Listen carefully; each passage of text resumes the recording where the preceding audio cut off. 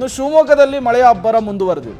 ಧಾರಾಕಾರವಾಗಿ ಗಾಳಿ ಮಳೆಗೆ ವಿದ್ಯುತ್ ಸಂಪರ್ಕ ಕಡಿತವಾಗಿರುವಂಥದ್ದು. ನೆರೆಯ ನೀರಿನಲ್ಲಿ ಈಜ್ಕೊಂಡು ತೆರಳಿ ವಿದ್ಯುತ್ತನ್ನು ದುರಸ್ತಿ ಮಾಡಲಾಗಿದೆ. ಈಜ್ಕೊಂಡು ಕರೆಂಟ್ ದುರಸ್ತಿ ಮಾಡಿದ್ದಾರೆ ಲೈನ್ ಮ್ಯಾನ್ ಒಬ್ಬರು.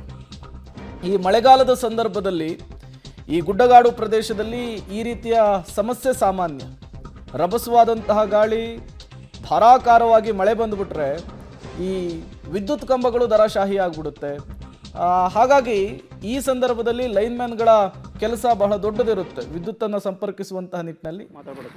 ಮಲೆನಾಡು ಶಿವಮೊಗ್ಗದಲ್ಲೂ ಕೂಡ ಅದೇ ರೀತಿಯ ಒಂದು ಘಟನೆ ನಡೆದಿದೆ. ನೋಡಿ, ಲೈನ್ಮ್ಯಾನ್ ಒಬ್ಬರು ನೀರಿನಲ್ಲಿ ಈಜ್ಕೊಂಡು ಹೋಗಿ ದುರಸ್ತಿ ಕಾರ್ಯವನ್ನು ಮಾಡಿದ್ದಾರೆ, ಲೈನನ್ನು ಸರಿ ಮಾಡುವಂತಹ ಕೆಲಸವನ್ನು ಮಾಡಿದ್ದಾರೆ. ಆಳ ಅಷ್ಟೈತ್ ನೋಡು ಸಂತು, ನಿಂತ್ಕೊಂಡು ನೋಡು, ಆಳ ನೋಡಲಿ ಬ್ಯಾಡ ಬಿಡಮ್ಮ.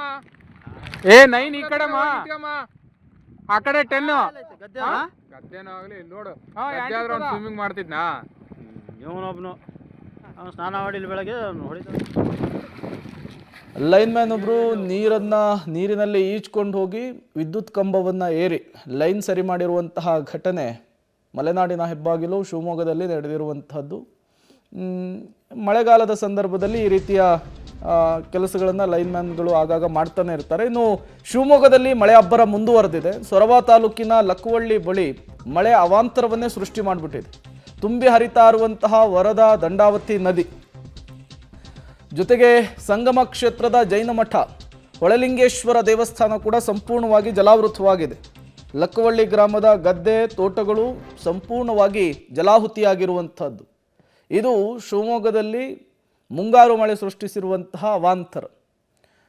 ಕಣ್ಣು ಹಾಯಿಸಿದುದ್ದಷ್ಟಕ್ಕೂ ಕೂಡ ಬರೀ ನೀರೇ ಕಾಣಿಸ್ತಾ ಇದೆ. ಜೊತೆಗೆ ಈ ವರದಾ ಹಾಗೂ ದಂಡಾವತಿ ನದಿ ತುಂಬಿ ಹರಿತಾ ಇರುವಂತಹದ್ದು. ನದಿ ಪಾತ್ರದ ಗ್ರಾಮಗಳಿಗೆ ಈಗಾಗಲೇ ಎಚ್ಚರಿಕೆಯನ್ನು ಕೂಡ ಪಾಸ್ ಮಾಡಲಾಗಿದೆ, ಯಾರೂ ಕೂಡ ನದಿ ಪಾತ್ರಕ್ಕೆ ಹೋಗಬಾರ್ದು ಅಂಥೇಳಿ. ಜೊತೆಗೆ ಈಗ ಅಪಾರ ಪ್ರಮಾಣದ ಭತ್ತದ ಗದ್ದೆ ಆಗಿರಬಹುದು, ಜೊತೆಗೆ ಅಡಿಕೆ ತೋಟ ಎಲ್ಲವೂ ಕೂಡ ಜಲಾಹುತಿ ಆಗಿರುವಂತಹ ಘಟನೆ ಶಿವಮೊಗ್ಗದಲ್ಲಾಗಿದೆ.